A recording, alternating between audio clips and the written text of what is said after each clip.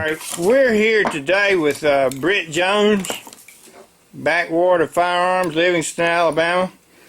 Britt, how are you today? Good, good. That's good. Britt and I just got through participating in a match over at Race Bottom.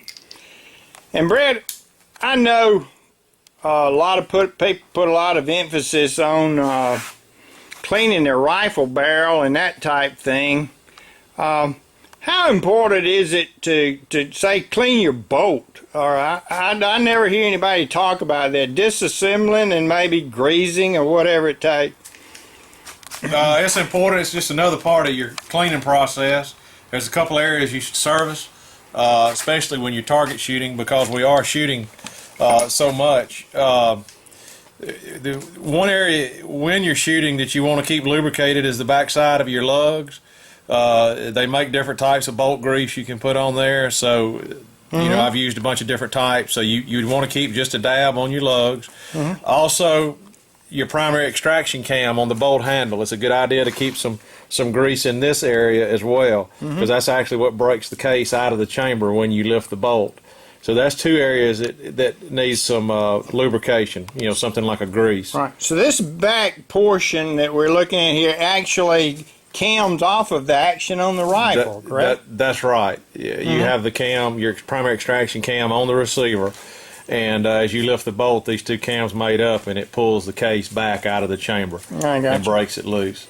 Those are the two areas that you can just service, you know, before you shoot each time. The other areas as a cleaning procedure.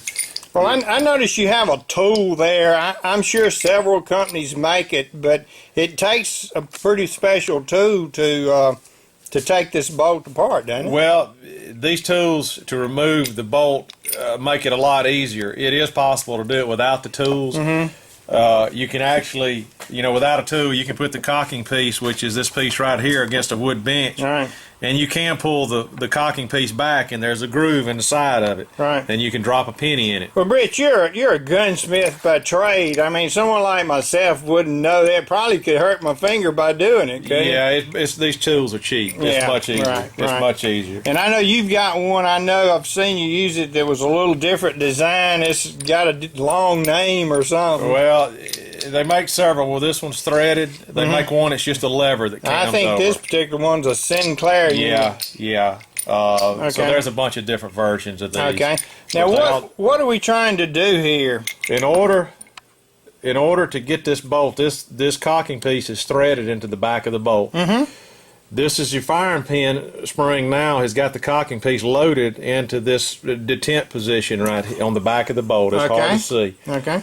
But we've got to screw this cocking piece out. If I don't have something to hold it back and hold the spring tension, it's just going to fall over into the bolt, and you cannot screw it out. So if you'll watch this, I'm going to slide this over the cocking piece, and that arm is going to grab a hold of the cocking piece. I got you. Now, if you'll watch right here, you'll see as I tighten this down, it's pulling the cocking piece back off of the bolt. And see, now I can screw this thing out. So there's some tension there. You're just relieving some tension. Well, as I screw this out, what I've done is compress the firing pin spring. I got you.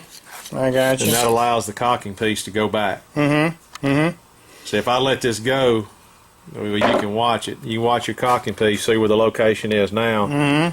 As we screw this back, see how the spring now. I got you. And that's actually that's what fires the rifle. Yeah. Yes. Yeah, right.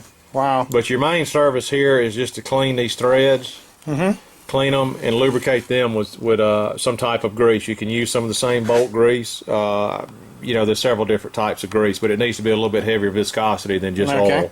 Well, Brett, when you're fixing to put this back, we assume that you've already done your maintenance.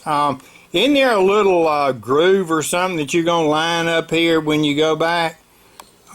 Well, all I'm going to do is when I thread this all the way back in, when the bolt is open, you'll see there's a little detent right there. That's a lot correct. of your bench actions, it's not very noticeable because but there is a detent. There is a little detent there that the cocking piece will fall into. Right. And what that does is line everything up in the action. And you can see right there, see I'm out of the detent. I've got some tension. If I turn that just a little bit, you can kind of watch it, see it snap in for that position. Saw that. Shoot in. and that's where you want it. Then you take that out and take it off, and now you've greased the threads, and you're good to go. That's pretty much all you need to do in there. One final question. This, I think, is a Panda Action. I think it's probably a replica of Remington. Yeah. Do most bolts handle the same way? Or A lot of them do, and this bat actions are different. Bat machine. Some of the other custom bolts, aftermarket bolts, are a little bit different too. They're not threaded. They just have two lugs that you push in and twist, and it comes out in one motion. Gotcha. It don't have the threads.